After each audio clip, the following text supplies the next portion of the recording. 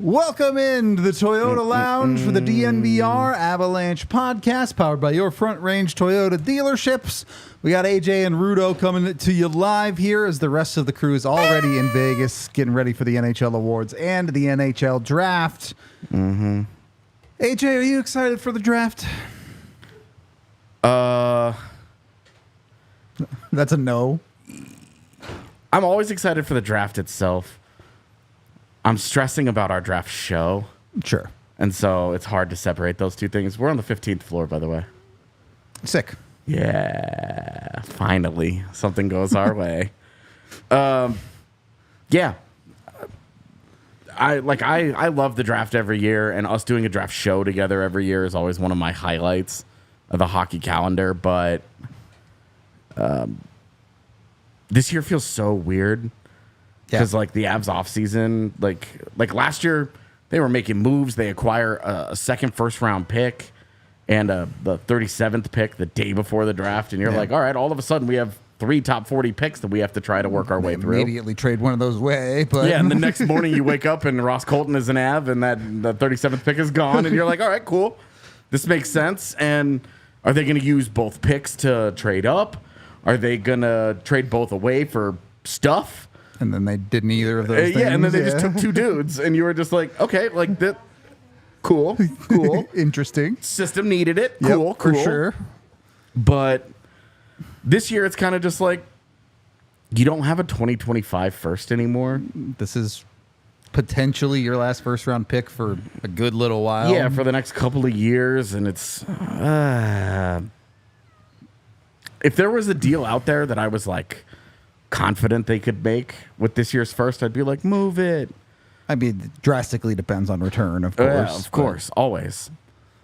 But, for draft, I think the draft is always fun just because it shapes the league and everybody's excited. And there's always a flurry of activity before, a little bit during, some after. Yep. And then we get into free agency and, the chaos the focus of the first shifts day, so much. Yeah.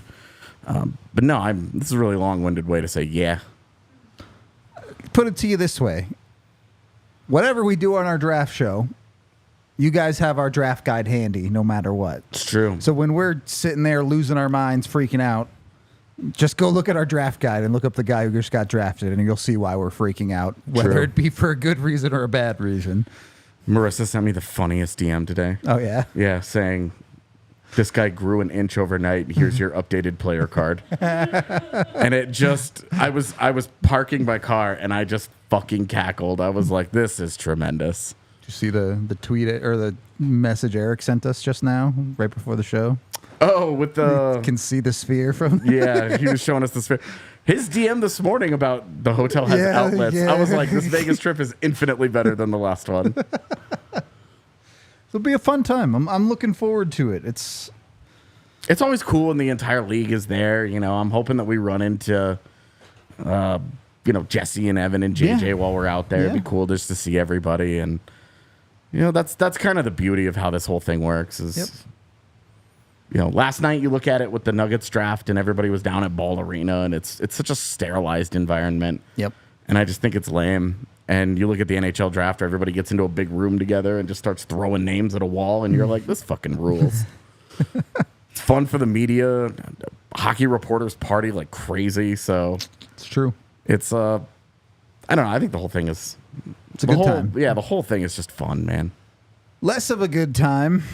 The event going on tonight in Vegas being the NHL awards, which are an event, I guess, still technically. It's our day, brother. It's our day. We've waited a long time for Nathan McKinnon to win his Hart Trophy. Looks like it's probably going to be tonight. Today is the day. It's going to feel really good. He could check that box, and then all he needs to do is win a Conn Smythe. Call it a career. Yeah. And, I would say an Olympic gold, but USA. He can win an Olympic silver. Olympic medal of some kind. Yeah, exactly. Canada might need to find a goaltender to do that, but it's a show for a different day, perhaps. That's definitely yes. True. The NHL awards. Do people care? I mean, I know people care like when their player wins the award and whatever, but Yeah. it's a show that this year they've pared down to an unbelievably small level by announcing the vast majority of the awards already. And in 9 out of 10 cases, you already know who's going to win the award anyway. Yeah, we know McKinnon is likely. This is the only MVP is the only one that's kind of up in the air. Bedard is likely is to win it. Lock for the Rookie of the Year. Bedard is winning the Calder. Hellebuck is winning the Vezina, and Hughes is winning the Norris. What are we having a show for? Right, that's what I'm saying. Like, I don't understand. I don't mind that they pared it down because you were like, oh, the next award is the EA Sports Plus Minus Champion Award. And you're like, what is this? I didn't need a big show of who won the Selkie where a magician messes up the magic trick. Dude, yeah.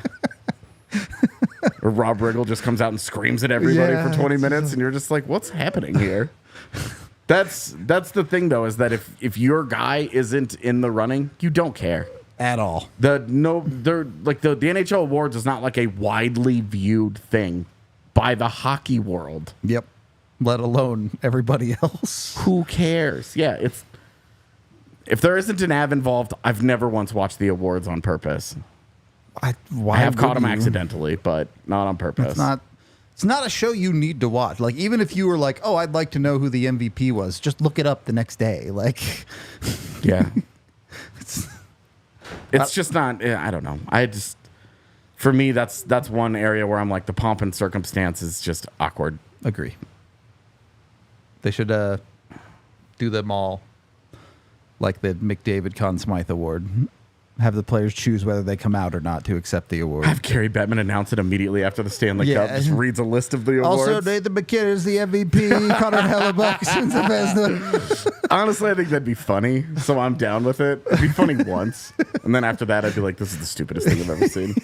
I don't know what to do there, though. Like, there isn't a single awards show that I enjoy watching for any sport. You know, it's not like I'm turning on MLB Network to be like, who won the Gold Gloves? I don't care. True. I'll just look at the list later.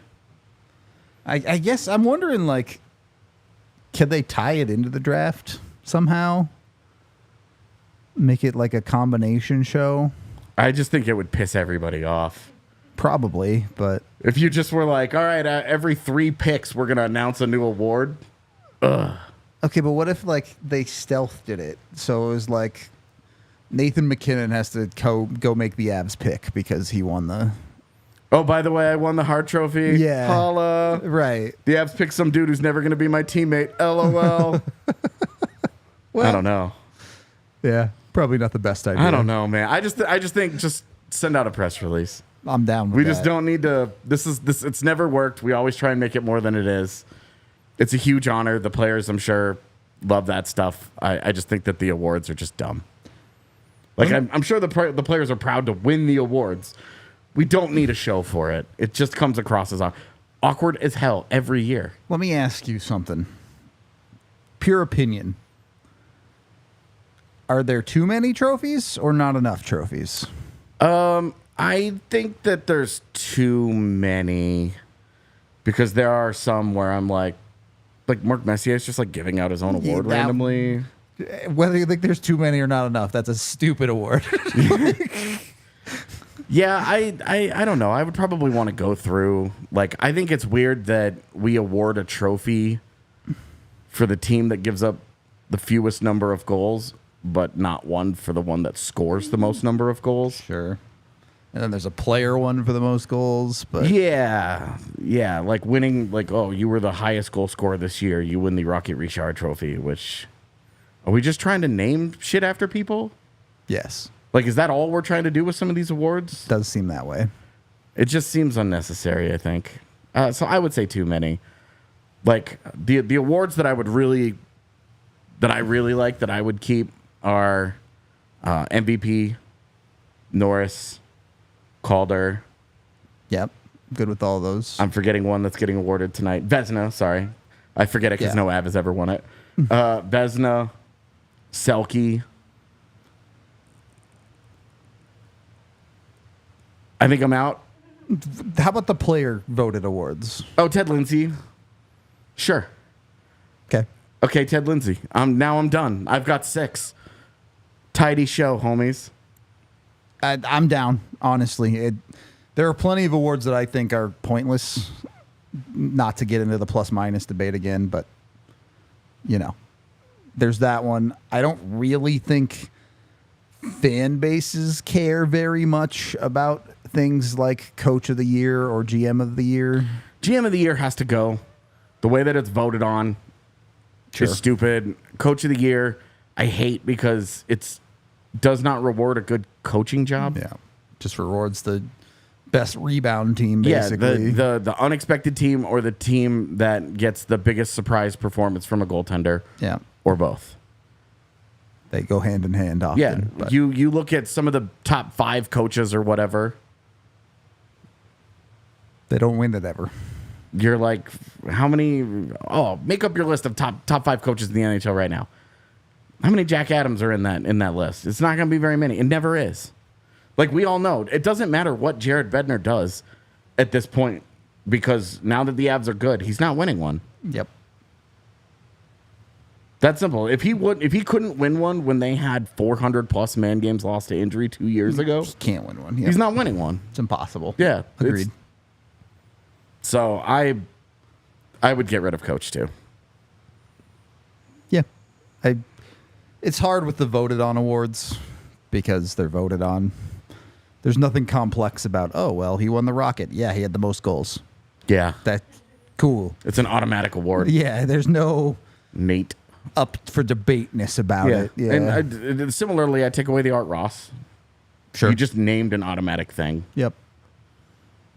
It's not a... How come there's not an award for most assists? Maybe there should be.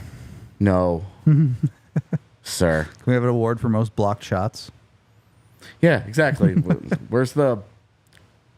I can't think of a guy who had a lot of hits. Where's the Radko Gudas? I don't know.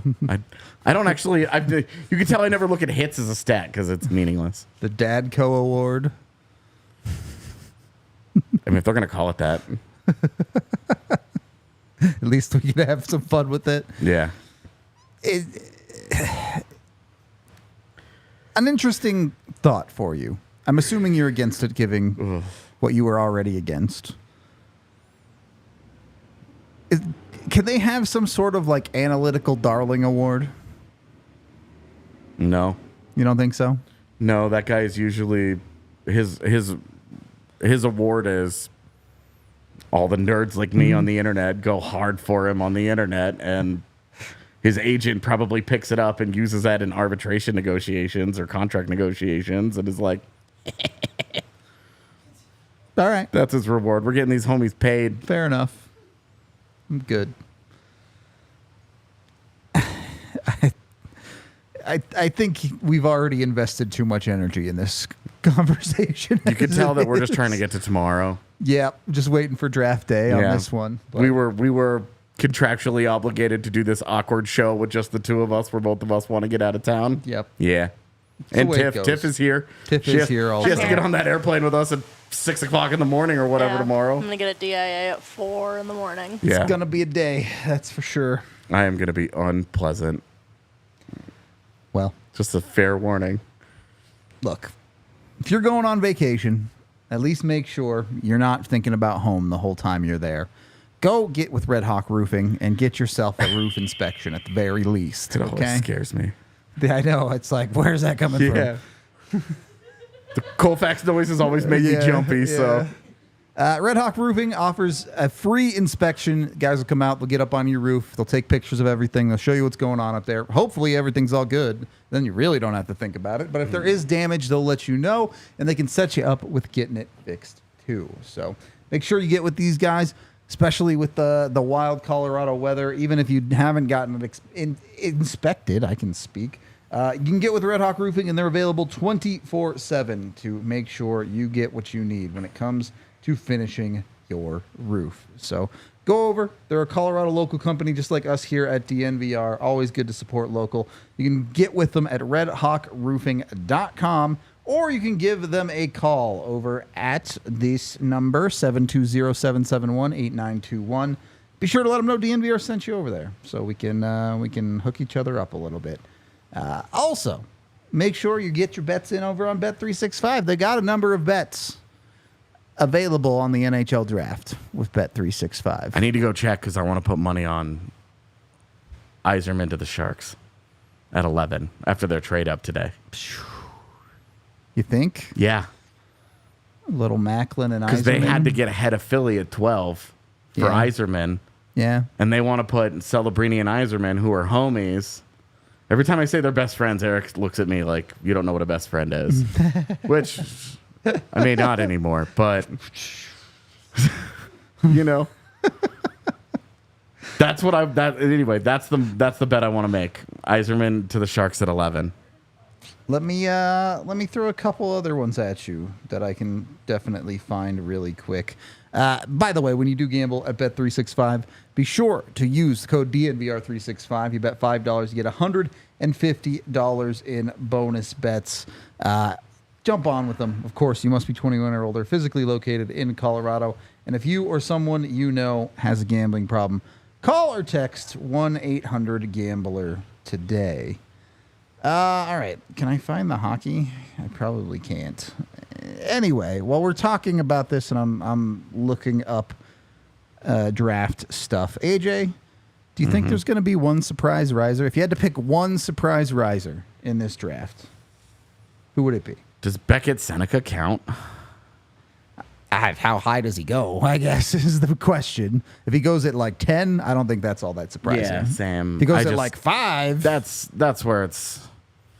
If he goes at 5, that's dumb. Yep. I would agree. That would be far too high. Put it to you that way. Here's some of the options. Andrew Basha, over under 35.5. Under. There you go. Berkeley Catton, over under 11.5.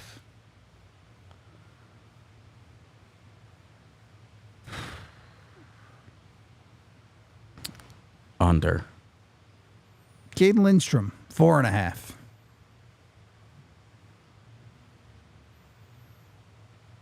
Under. It's a lot of unders so far. Chernyshov, 20.5. Over. All right, things are falling well for the Avs so far in this very scientific system that we're doing here. Shout out Teddy Stiga, over under 45.5. Ooh. Under. Okay. But I don't have confidence. The reality is that undersized wings just aren't. They fall. That's not a guy that you're like Obsessed dying with. Yeah. to get your hands on draft day. One last one. Zeev, 7.5. Over. Okay. I think we are going to like Zeev more than the NHL. Someone's going to take Silyev instead of him. Well, I think it's going to be Silyev and Dickinson and Levshinov. You think Dickinson's going to go ahead of Bouillon, huh? I do. I think the size and the athleticism will be a thing. I get it. I And wouldn't do it, 7.5, but I get it. I think it's for Zeev at 7.5. He's about to go 8. Yeah. It's perfect because Ottawa is the team that I think takes Dickinson. There you go. So yeah, it's perfect. It's well played, Vegas. They always get it right. Yeah, well played. Look, everything I've heard, which is all rumor speculation, is that Demidov is not going to go 2. Yeah, that's going to be a defender. But you never know. A couple of other random notes. Our Philly guys were talking.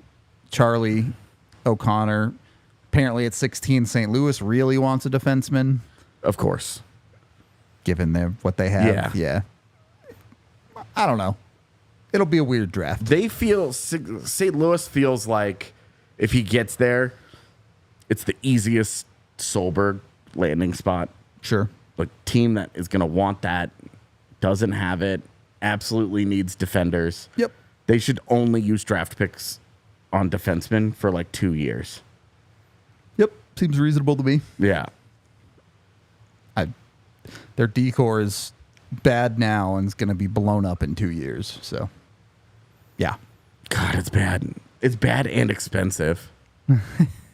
It's it wouldn't be that expensive if the money was going to good players, but if you're not Utah and you've got a jillion draft picks over the next 3 years, Yep. would you try and pry Colton Parayko out of there? Sure.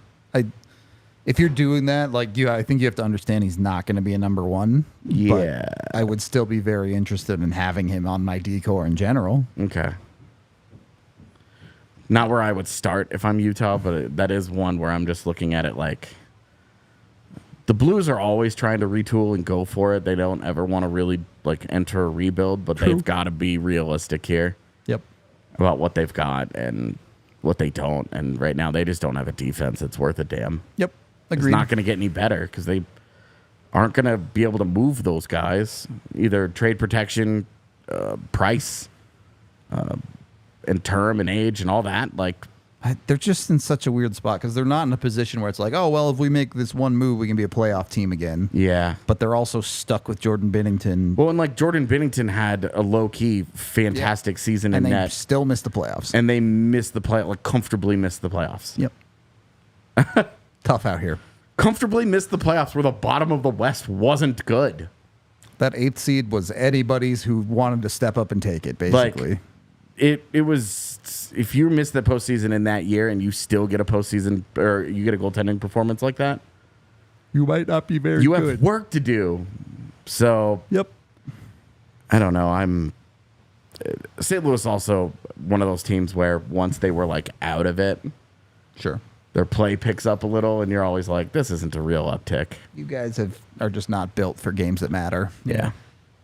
Fair it's enough. It's just not a good team. But anyway, yeah, them going for a defenseman in the draft. Makes a lot of sense. Yep. Sometimes when you're going through a mock, you're like, oh, what does an organization need? Like, what does Pittsburgh need? I don't freaking know, man. To de-age Sidney Crosby 10 Yeah, years. like you're like their problems are so pronounced. Yeah. It has nothing to do with the guy that they're going to pick. No amount of drafting fixes this. Yeah. Like, great, you did well with Braden Yeager last year. 3 years from now, that'll matter. We'll see. Whatever. When Crosby retires, you'll have different players. Yeah. Neat. Exactly. Great. All these guys are going to be a part of your tank job in 2029 or some shit. Like, cool. But when you look at the Blues, you're like, they need a defenseman. Yep. This one's easy. Kind of the opposite of Utah for me, and I agree. They have way too many picks and need to move some of them. But if they trust their previous drafts, which it's the same organization internally, essentially, you have to trust that Simashev turns into something. You have to believe in Lamoureux, even if I don't believe in Lamoureux. Them as an organization do. And the German kid whose name I always forget. Yep. I love that kid. It seems like they need a forward. Maximilian Schubert. There you go. I can't believe I pulled that. I wouldn't have. Wow. Now I doubt him being German. Now, Maximilian is maybe the most German name. Yeah.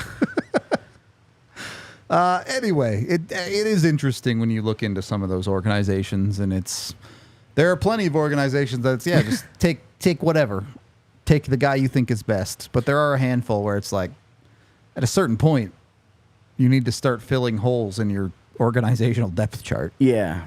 Speaking of Utah, Craig Morgan Yep. on the Utah beat for ALLCITY as of today. Oh, really? I didn't see that. Yeah. I knew he was doing Arizona Cardinals for a little bit there. Yeah. So Craig will continue the relationships that he built as the best in the business covering the Coyotes. He will now cover the Utahs. Shame that name. They don't have one, so I'm going to continue to call them that until they have a name. And if they decide on Utah Hockey Club, they will forever be the Utahs. Honestly, at this point, would it not be a power move to be like, nah, we're the Utahs? Yes. I mean, they should have gone with Utah McHockey Face before they went with Utah Hockey Club. Yeah, I don't have any good answers there. Happy for Craig, though. Yeah. Just wanted to give him a quick shout. Hopefully we still see Leah and Petey around. I know they're doing their Arizona hockey podcast. I am confident that we will. Well, I mean, Petey's everywhere. He's going crazy with it right now. It's true. Not a topic that I thought was going to come up on today's show, but we're in this room anyway. Is there a more incompetent owner in sports than Morello? I mean, I guess he's not an owner anymore, but... Yeah, I think we could put him next to on the list of like all-time bad owners, like Donald Sterling, Marge Schott from back in the day. Sure. That Atlanta Thrashers ownership group, it was more than just one, whatever the name of that group was called. That nearly had the Hawks taken away from them too. Yeah. Like, oof. It was bad. Yeah, some not great ownership groups. And Morello was bad. Yep. Just a lot of incompetence. Yeah. Not saying I could do any better, but I don't have $1 billion burning a hole in my pocket. I honestly think that we could.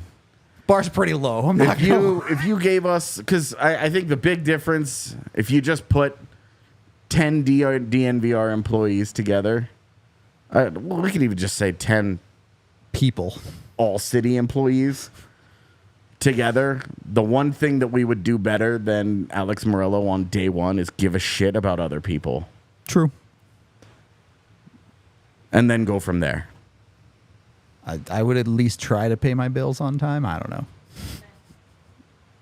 I've never been a billionaire, though. So. The story of just changing hotel bills and writing whatever they're willing to pay and signing off on it. It's crazy. Is so intriguing that I'm going to try it at the end of July. When I'm driving, I'm going to try it. And when that doesn't work, I'm just going to pay them when I owe them. But genius. What a power move. Yeah, Toyota chat there. I don't think the Yakuza count. They were like funding the ownership, but they weren't technically owning the team. Yeah. So, yeah. The Yakuza and the Lightning was a whole thing in the 90s. Yeah. Team was like going bankrupt, so they got bankrolled by the Yakuza for a while. Current Oakland A's owner is a that one's up there for sure. Great call. Artie Moreno. Yeah. Sure. Yeah. I'm good with that. Dan Snyder. Okay, we're just getting into bad owners. Yeah, but I don't think we need to go that deep into this. Alex Morello in that group. Yep, for sure. Whatever bad owner you can name in that group. No doubt. No, not Dick Munford, as bad as he is. Dick Monfort is an incompetent general manager as far as like making a good team. He's not actively like screwing over every single person he interacts with. Yeah, and he just spends money poorly. Yep. And we don't need to get into the Dick Munford thing, man. But no, I would say he's not a good owner, but I would not put him in the list of all-time bad owners at all. He's not. I don't know why you guys don't ever go on the TDSP pod where you can show off the rest of your sports knowledge. It's way more him than me. I don't know. Anyway, we can keep it rolling here as this podcast is also presented by Coors Light. Make sure you got a Coors Light in your hand when you're chilling. God knows I'm going to need some chill in Vegas. So I'm so glad we're not going to be in that cabana now. I would have actually had heat stroke. I was nervous about it. Yeah. Coors Light will cool you off, though, in the hot summers of Vegas or wherever else you might stay. It's been a pretty hot summer here. It has not been my favorite. I don't mind the heat. I know this is like one of my crazy takes is that I side with Jesse in the hot versus cold department where everyone else likes the winter. I'm more like the summer. I will continue to ignore those arguments from people who have not lived through real winters. Sure. If you think Denver has a real winter and that's the cold that you're complaining about, shut up. It's not. It really doesn't get that cold here. There are days where it'll get cold. But there are days. It's not a consistent cold. Like a Coors Light with the Blue Mountains. So make sure you go get yourself some Coors Light. It's a beer I reach for when I want to chill.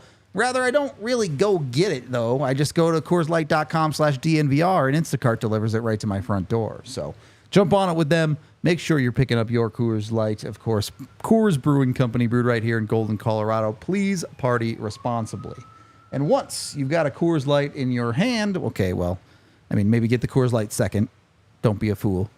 But you can go get Raising Cane's before you go get your Coors Light. Raising Cane's delicious. It's an order of chicken operations fingers. here. Yeah, you know, you gotta think about these things, all right? Raising Cane's, get you the chicken fingers you want, battered deliciously, of course. Their Raising Cane sauce, absolutely to die for. If you haven't had it, you gotta go give it a try.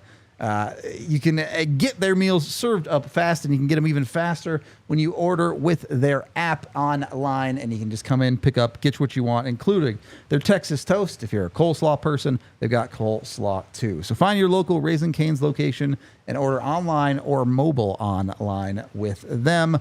You gotta drive into Raising Cane's and turbocharge your chicken fingers. Get them again, raisingcanes.com or their mobile app. Raising Cane's chicken fingers, one love. Third period of the DNVR Avalanche podcast. Topic of the day, AJ. I think we've talked a lot. 31 minutes into our show. Yeah, I know. It's a Thursday before the draft show. Get over it. Yeah, and if there was anything fun to get into, instead it's like the minor moves are happening, like Carl Grundstrom for Kyle Burrows, which bummed me out because I was really hoping that LA would not give Grundstrom a QO and the Avs could look at him on their fourth line. He'd be actually, I'd have been super interested in him as a fourth line guy. We've talked a lot, I think, about specifics when it comes to Colorado. Yeah. Middlestat, Druin, targets, draft, and free agency. Yeah, a lot of that. I want to take a bit of a wider picture and talk about the Avs' off-season goals. And before you anti-joke me and say, well, their goal is to win the Stanley Cup. Yeah, you can't do that in the off-season.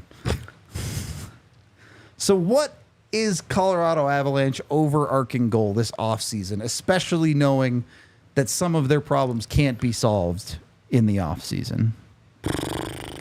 Boy, I think it's the hardest question you've ever asked me. If I don't get a both, I'll be happy. All right? Because we just can't ignore the unknown. Yeah, absolutely. Of Landeskog, Nichushkin, and you just have no idea. Yep. I've said this before. If I'm Chris McFarland, if that's me, I'm spending Landy's money. I'm spending like Nuke's money, I guess. It's the difference is less than $1 million. Yeah, so. But it's like I'm spending Nichushkin's money knowing that I'm going to have Landy on LTIR to start the season, and you know. So that's, for me, like I'm spending that money, and if I end up with they're both back on my roster and healthy and whatever. Deal with it when you get there. Exactly. Then I'm dealing with it. And if that means that, oh, hey, I'm going to have to trade a guy that I otherwise would like to keep for future considerations, then so be it. So be it. If that means I'm trading Val Nichushkin in November for future considerations, so be it. Yep. Like I'm spending that money, and I'm not spending all 13, but 9. But I'm betting that one of those guys is not going to be a part of your roster next year. I would agree. Certainly not early. Yeah, if either are back before mid-November, well, we know one of them can't be back before mid-November, but I would also be pretty shocked to see Landy ready to go day one. Right. So I just don't think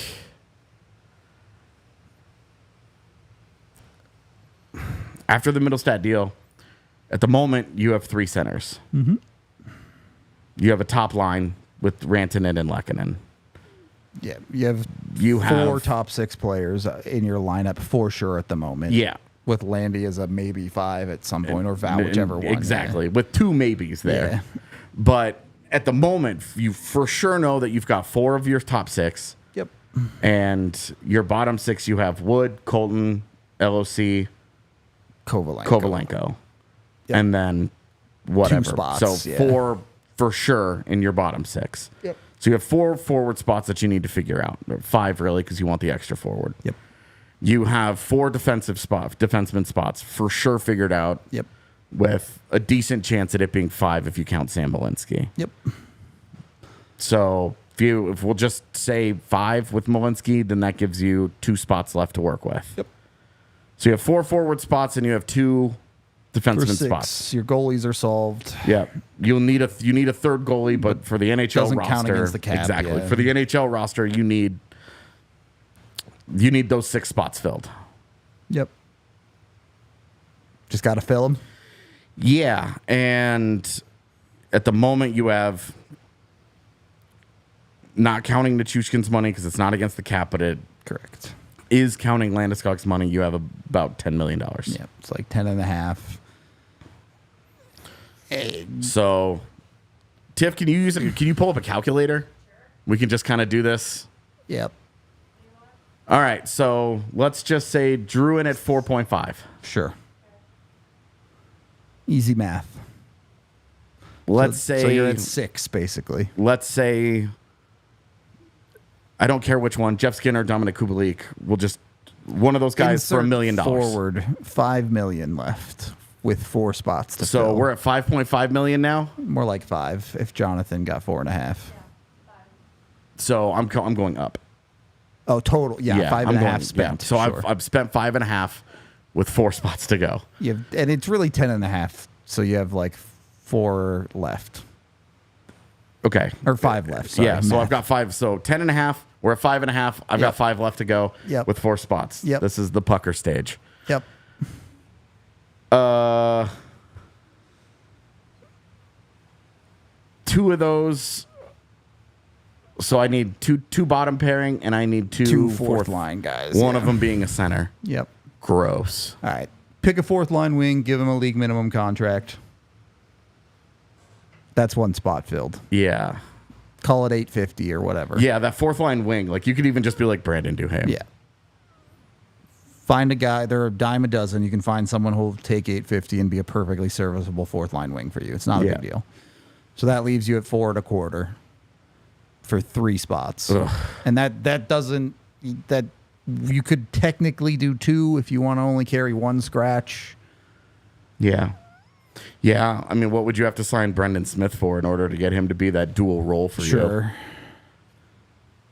I don't know the answer to that I don't question, either. but Like, what is that? Like 1.5? probably something like that, yeah. And now you still don't have a center. You still don't have a 4th line center. Yeah, you would need a 4th line center would probably be the most expensive of the bunch. Yeah. So what if you gave Stenlund 1.5? Okay, so then you have 3. And now we have an Like, entire it'd bottom be- pairing it'd that we really be haven't like touched. 2.25. And then Would Matt Grzelcyk take $1 million? Those last spots, it's really going to come down to the nitty gritty. Yeah, well, and like Jeff Skinner's the same kind of conversation. Yep. Like, he's got so much money coming to him on his buyout that he does not need to prioritize max money. Sure. He can go play in a situation that's going to benefit him, which is why we're having the conversation about him. Yep. If he's going to get paid any kind of real money, why bother? then this turns into Dominic Kubalik. Yep. So, that's tough. Indeed. It's Even with Malinsky there, if you put Malinsky in there, that 10.5 would go down. yeah, it becomes whatever. Yeah, whatever. At We that can't point, do. we'd be down to like $1.5 million or something. Yeah. Jesus. It's tight. So you need guys. Yeah. Yep. You need guys or you just need to sell somebody. You just need to Ross Colton for 2 second-round picks. And then you've got $4 more to work with. Yeah, and then you have an extra $4 million to work with, and you try and figure it out from there. And you hope Cal Ritchie's really good. Josh Manson for Nick Bukestad, straight up. There you go. I've saved $2.3 million, and now I need a top 4 defender, Yeah, which good is luck so with easy that. to find. I mean, for what it's worth, on the forward side, McFarland and co. have been pretty good about finding good value deals later on in Yeah. free agency. Yeah. So there may be some of this that isn't fully decided on July 3rd or whatever you want to call it.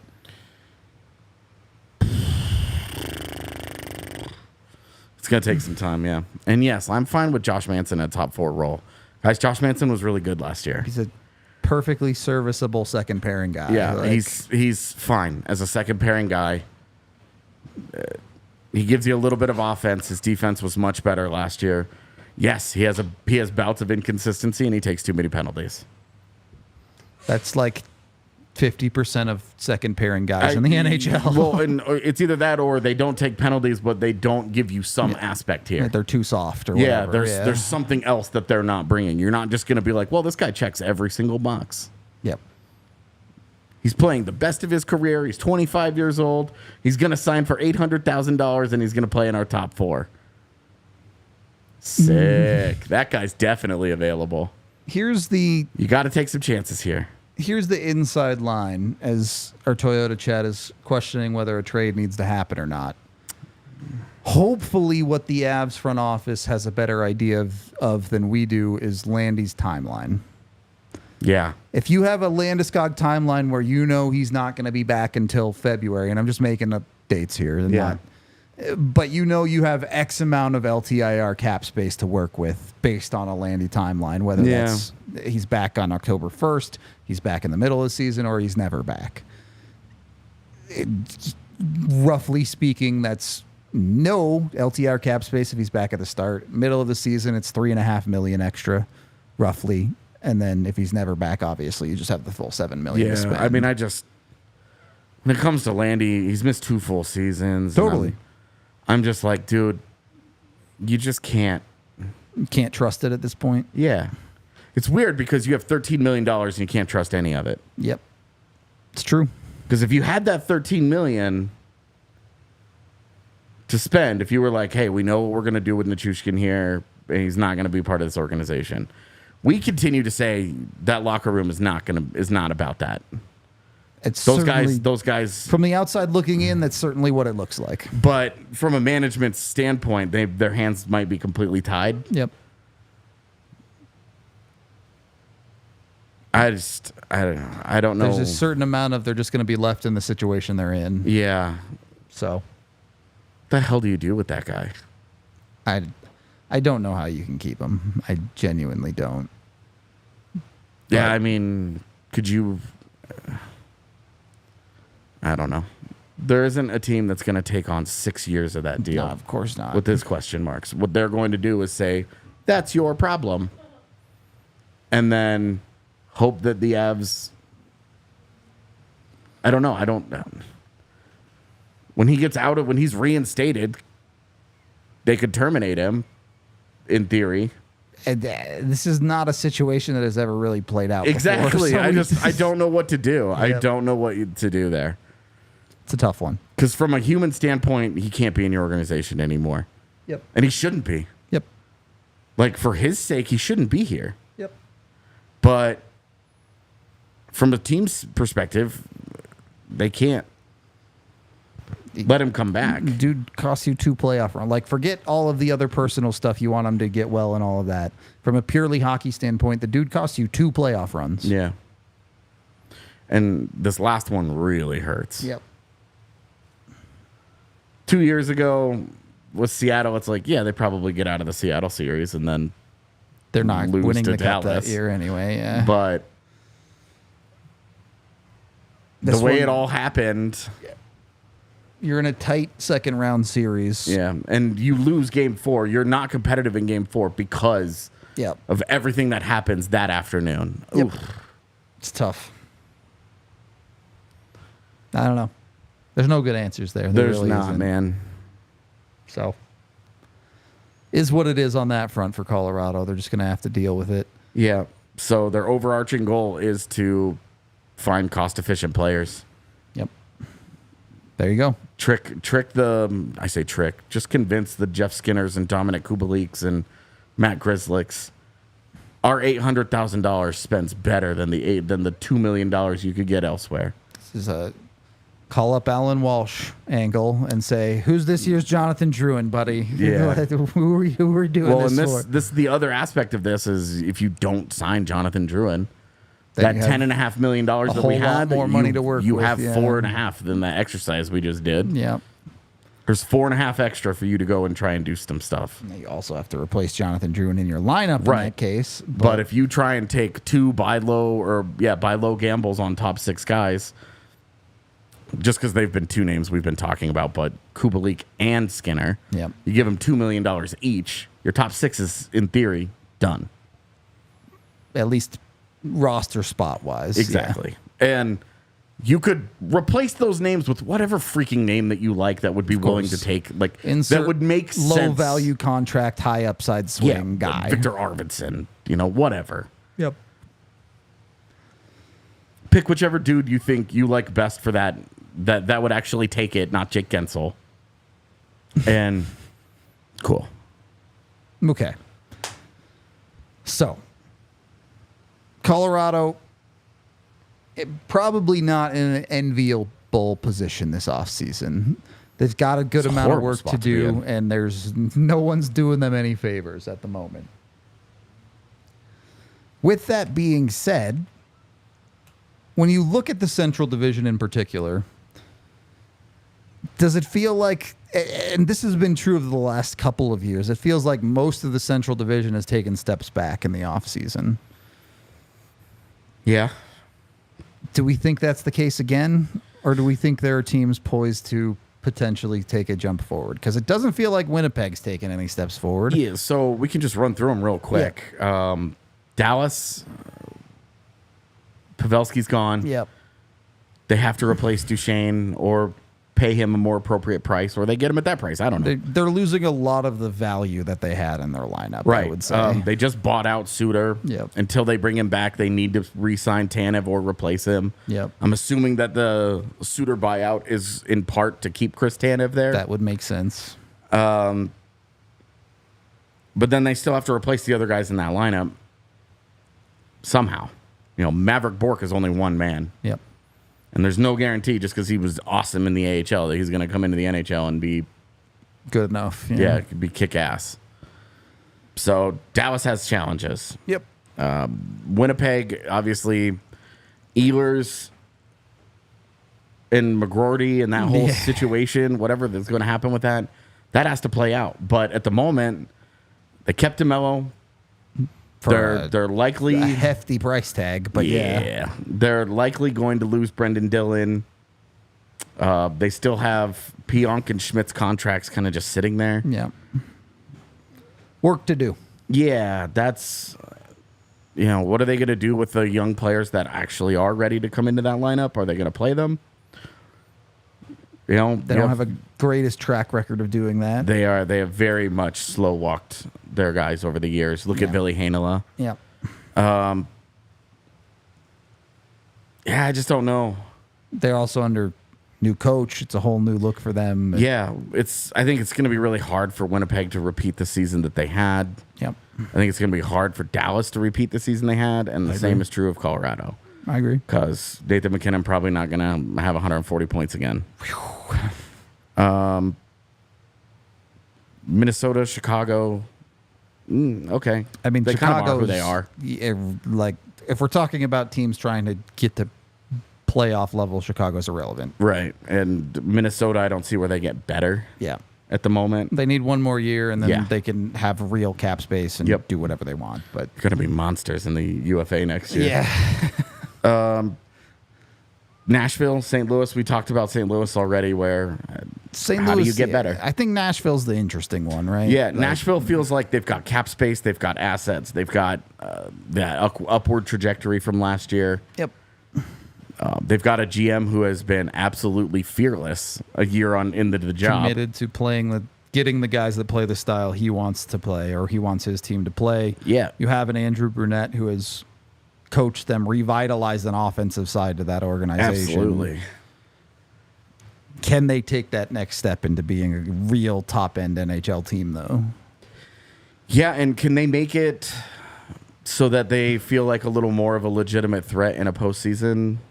Instead of just a happy-to-be-here team? Yeah. Happy to be here team that probably, I thought, should have won that series. I mean, they blew that one game. They really did. And that swings that series all the way. They also how close is that series if Demko is fully healthy? I don't know, but Sure. Still. it's in the past. Yeah. Yeah, it's We're talking about them being a wild card team, and like, yeah. where's the movement there? What's the next step? So they've got a lot of work to do to take a step forward. So you look at the Central Division, you don't really feel great right now. The two teams that you feel the best about are Dallas and Colorado. Yep. For different reasons. Most of Dallas's depth is still there. All those young guys that have been kicking ass are just going to get a little bit better. They've got to figure some stuff out, and Colorado has It's the best talent in the division. their depth issues exist. Yeah, for And sure. a serious cap crunch and a really weird Landy Nichushkin, whatever you call that. But you still have McKinnon, Rantanen, and McCarr, and that's going to carry this team to relevancy for the next long while. Yeah. How good do they end up being? Well, that depends on how well they build around them. Yep. But at least in the immediate future, they still have Lehkonen up there. You still have Casey by the way, Middlestat Mikko Rantanen as your exists. 2C. Right. Like they have enough pieces where it's pretty easy to feel confident in them being on the higher side of the Central Division as it currently stands. Yeah. It's just a question of can they navigate this cap and all of their issues to really be a cup contender still. Yeah. Personally, I think that answer is yes, but we have to wait and see. Yeah. Yeah. I mean,